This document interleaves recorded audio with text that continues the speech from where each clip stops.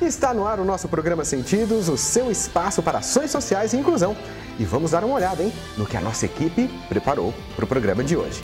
Previna-se de um AVC, acidente vascular cerebral, o popular derrame, que é a primeira causa de morte e incapacidade no Brasil. Licenciada AVAP, que fica em Guarulhos, em São Paulo, capacita pessoas com deficiência. A AVAP realiza festa junina beneficente e une toda a comunidade em prol das pessoas com deficiência. No quadro Aprenda Libras, vamos ver os recursos de acessibilidade aos surdos no Brasil. E direto do nosso arquivo, porque vale a pena rever a arte da culinária exercida por quem não enxerga.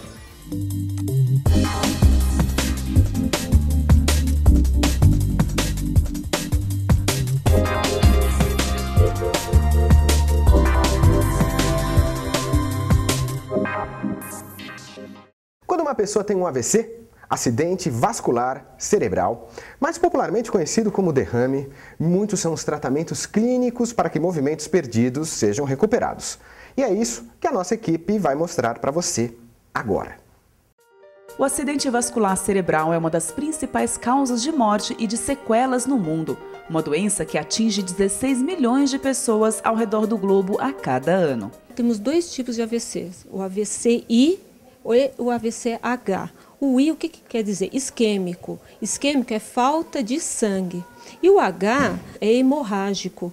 Então, é quando a gente tem um vaso, normalmente por um aumento de pressão arterial, um pico de pressão arterial, esse vaso se rompe e extravasa sangue para o cérebro. E dependendo da região acometida, tanto no AVCI quanto no AVCH, vai ter o sintoma. Então, se temos uma obstrução de um vaso numa área motora, do braço, da perna, o paciente ele vai ter uma sequela motora. Se for numa área visual, ele vai ter uma alteração visual.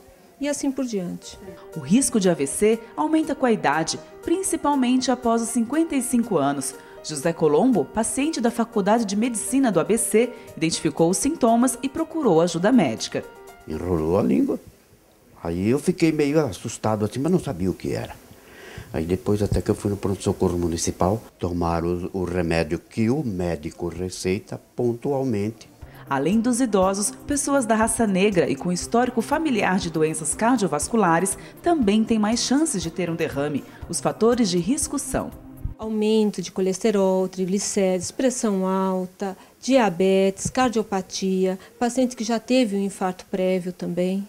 Então, ele já tem uma área cardíaca que já não trabalha muito bem, então favorece a formação de coágulos. Esses coágulos podem entrar na circulação sanguínea e obstruir um vaso e dar o AVC.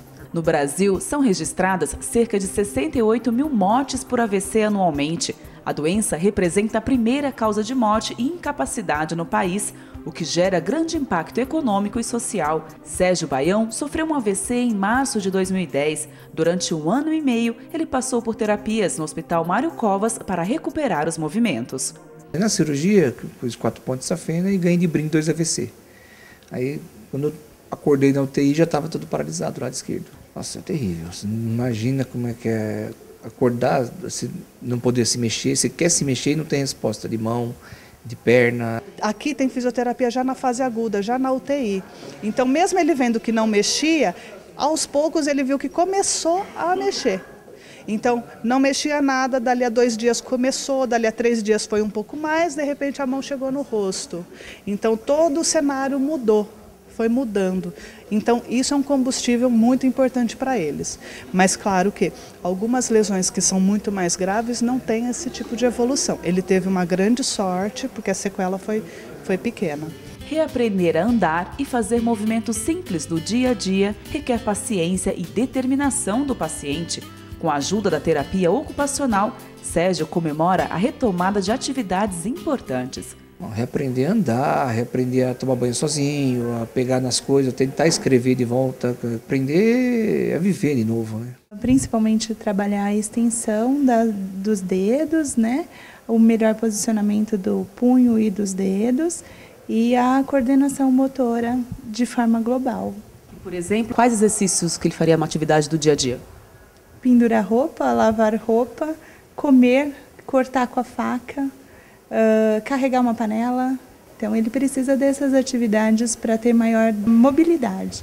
O AVC vem crescendo cada vez mais entre os jovens. Aproximadamente 10% tem menos de 55 anos. E segundo a Organização Mundial do AVC, a cada 6 pessoas, uma terá um AVC ao longo da vida.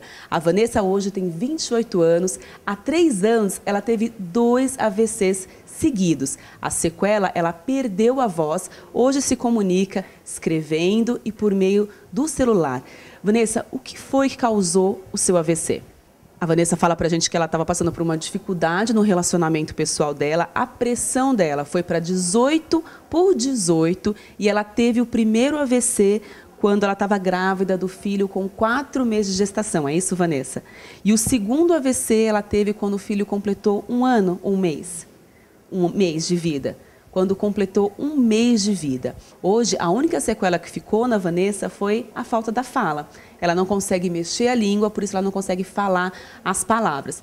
Vanessa iniciou a reabilitação através de Libras, né, o treino de sinais para comunicação, e diante do treino é que foi percebida uma dificuldade de coordenação motora fina. Então ela iniciou a terapia ocupacional junto com o treino de Libras. E conforme eu ensinava os sinais para Vanessa, a Renata via dificuldade, trabalhava aquela dificuldade que a Vanessa conseguia recuperar. Toda a consulta e toda a aula, né, a gente vê que a Vanessa consegue superar essa dificuldade. Como está sendo para você essa conquista de ter uma nova linguagem, Vanessa? Ela disse para a gente que está sendo uma aprendizagem muito boa.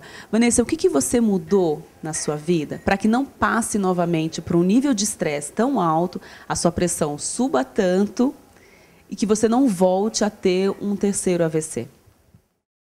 A Vanessa escreveu para a gente que para evitar o nível de estresse lá em cima e a pressão, ela tem tomado alguns remédios para ficar mais tranquila. E os filhos, ela tem 4 filhos, moram com o pai e também com a sogra. Para evitar os riscos de um AVC, tome nota de alguns desafios básicos. Conheça seus próprios fatores de risco e os controle: hipertensão arterial, diabetes e colesterol alto.